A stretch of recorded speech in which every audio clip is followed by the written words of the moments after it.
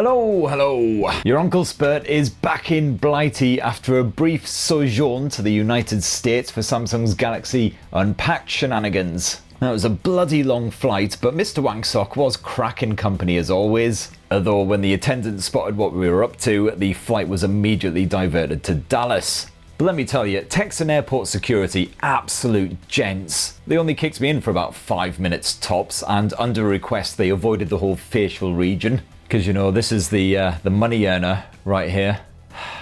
Techspert Weekly! Right, so what is the point of this week's show? Well, what is the point of anything, actually, really? So last week we covered the best phones coming in early 2024, and a few of you lovely buggers said, hey, you included the Xiaomi 14 and the 14 Pro, but no Ultra, what gives? Is there not going to be an Ultra this year, or did you just forget, you bald thickie? Well, never fear. Thankfully, the Xiaomi 14 Ultra is set to launch later in 2024, just a wee bit after its siblings. You can expect to see it first pop up in China around sort of April time.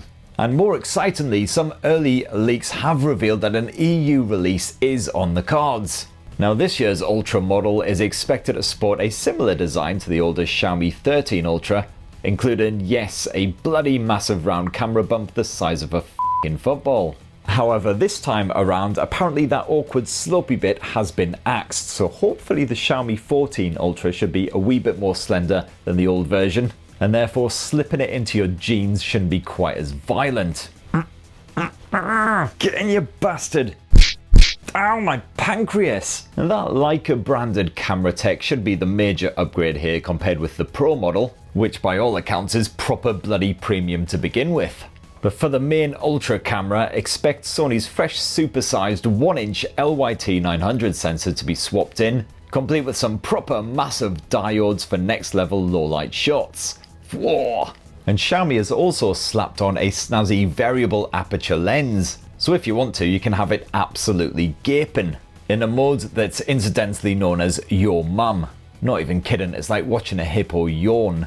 Now, we've seen this variable aperture tech on other phones from Xiaomi and Huawei, and with the aperture opened right up, good old mum mode, you can expect brighter night pics or some tasty bokeh action. And this main shooter is expected to be accompanied by a dual zoom setup.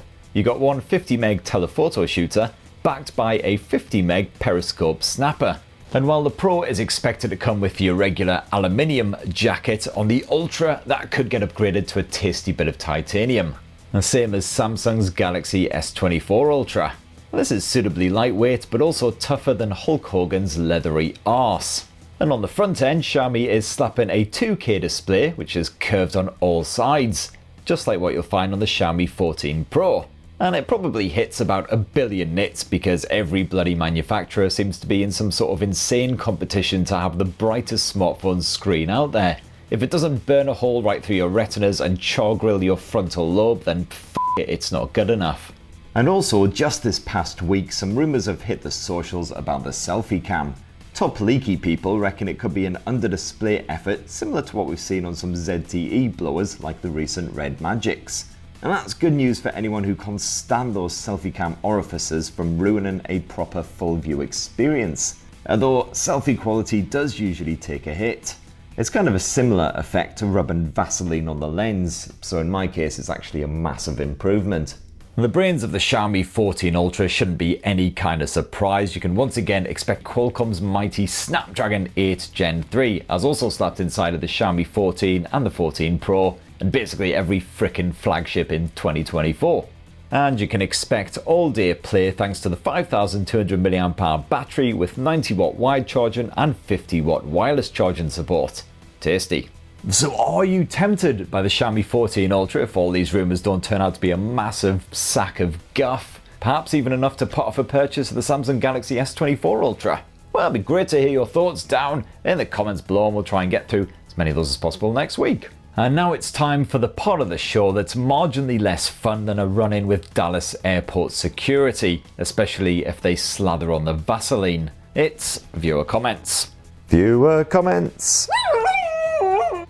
Alright, so kicking us off this week is Amina Magatsu, who says, so happy to see him finally get past Mondstadt in Genshin after all these years. Yes, yeah, your Uncle Spurt may have went wandering off on a bit of a whim these past few days, and yeah, bugger me, there is a lot of stuff to do once you just stop pillicking about in the hills. Of course, I've still got shag all clue what it is I'm actually supposed to be doing in that bloody game, with the added bonus that I'm now lost as f***. But hey, at least it's now like a completely new set of monsters who are ripping out my lower intestine to use as dental floss. I hope I pronounced that right, says, am I dreaming or is Uncle Spurt a Periphery fan too? Yeah, love me a bit of Periphery, every single album, absolute banger. Highly recommend to anyone who is after metal that's a little bit more on the sort of batshit mental side. Now, last week's hot throbbing topic was the best phones coming in early 2024. Lots of correspondence, of course. Let me try that again. What is happening with my brain? Ross Mikatasny says, I'm guessing the new Oppo Find X7 won't be coming to the UK like the Find X6. Bloody gutted, as really liking the Oppo phones. Well, first of all, Ross/Rock, sorry for absolutely savaging your name there. Gonna blame that one on a bit of jet lag, I think. And yes, 100% agree as well. Basically, us Brits aren't allowed anything good anymore because, yeah, Oppo is pulling out all of its shiny, sexy flagship action. All we're gonna get is like the cheapy Reno stuff. Mike Guy says, really looking forward to the Pixel Fold 2. I hope they took on board a lot of the criticisms. The form factor is ideal. I'd like to see less bezels on the main screen, plus make it a little bit lighter with stylus support and Pixel 8 Pro camera tech.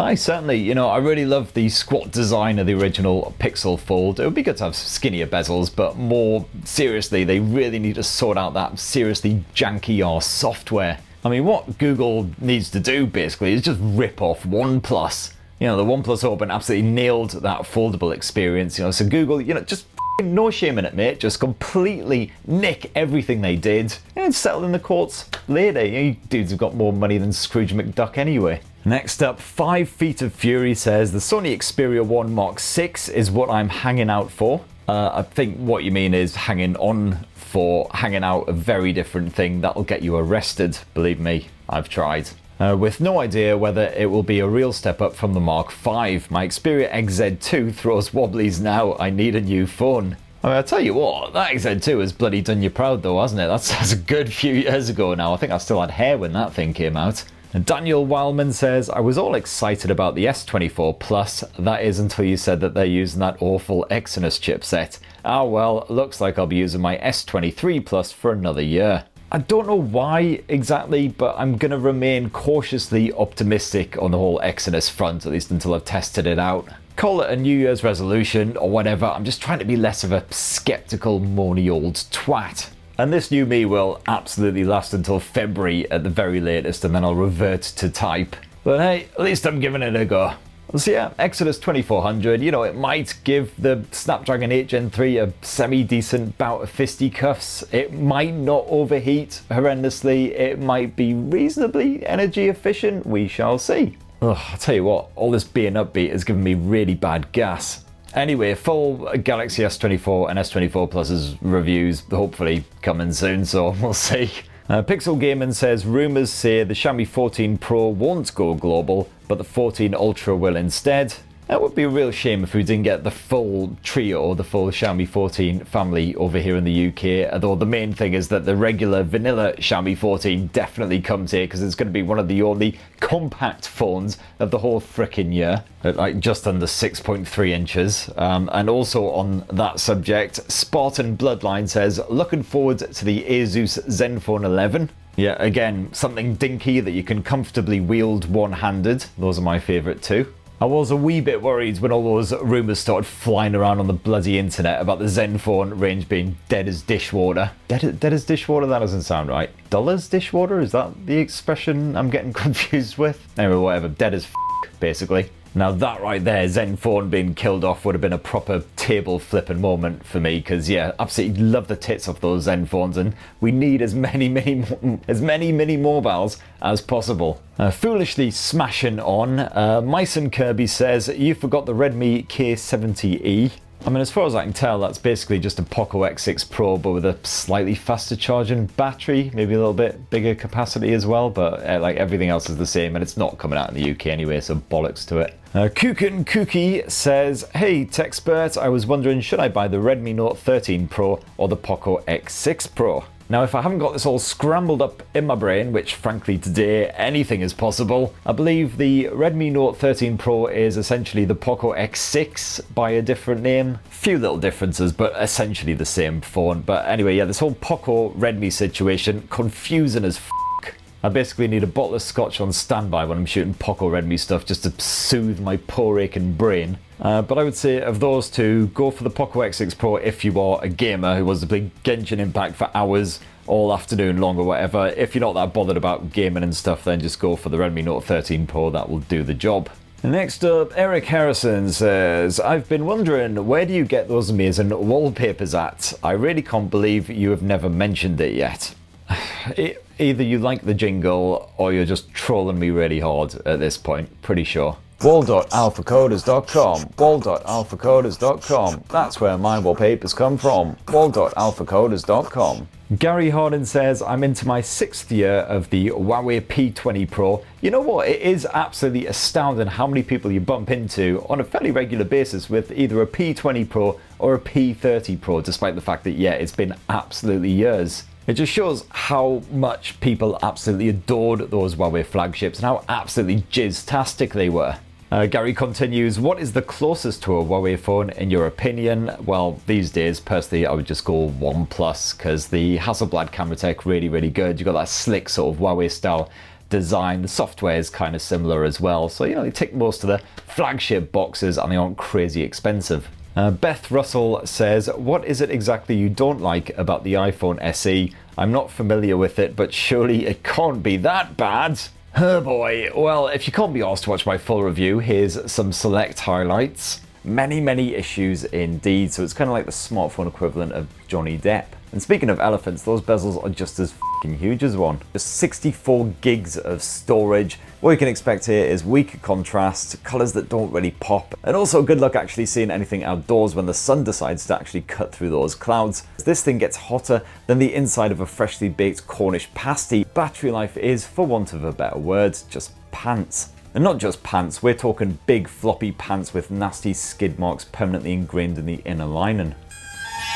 What we got here is a single camera lens setup, and the camera experience is, like the design, just like stepping back in time. So you can expect grainy, murky results in the evening. Most rivals have it beat in pretty much every single other area, including the design, the media chops, the camera tech, the battery life, the storage, the fact that they've got headphone jacks, microSD memory card support. And to put it politely, this thing looks and feels and plays like a relic from a bygone era. And to put it less politely, it's fucking rank. And see, not my favourite phone of that particular year, but also on the subject of iPhone SE, John Grayton says, if Apple brings out a new SE based on the iPhone 10 size and curved design, it would be the perfect phone. I think it was the perfect size and the curved design made it comfortable to hold. I mean, yeah, it was just under 6 inches, although the chunky bezel certainly added a good bit of girth on, and then of course you've still got the stupid Burt Reynolds mustache notch up top. But yeah, I could definitely see the iPhone 10 working as an SE, but Nino Loso has another idea. Waiting for the iPhone SE, but in the 13 mini body. Now that I would actually really genuinely love to see. And an iPhone SE in that sort of mini form factor. Yeah, you've still got the notch the size of Botswana, but I reckon that could actually work if they could just, rip out all of that iOS wankery and replace it with Android. Game on. But anyway, a massive thank you to everyone who commented last week. Hopefully next week's show won't be quite so shit, because I won't be massively jet lagged. I'm probably only partially drunk. But yeah, please do scribble your comments down below and we'll try and power our way through as many of those as possible next week. And speaking of next week, this is about next week. So yeah, it's not calming down much, that's for sure. So we've got the OnePlus global flagship launch happening on Tuesday the 23rd. Expect to see the OnePlus 12 and the OnePlus 12R spanked out at that one. And then we've also got an Honor launch happening a week today, Friday the 26th, out in Germany. So as well as Techspert Weekly, hopefully I'll have a bit of hands-on fun of the action with their new tech for you. Or at the very least, I should be smashing back steins on the Honor company account and then posting up regrettable TikToks. So all that remains to be said is please do poke subscribe, ding that notifications bell and all the usual YouTube shit, and have yourselves a bloody wonderful weekend, everyone. Love you!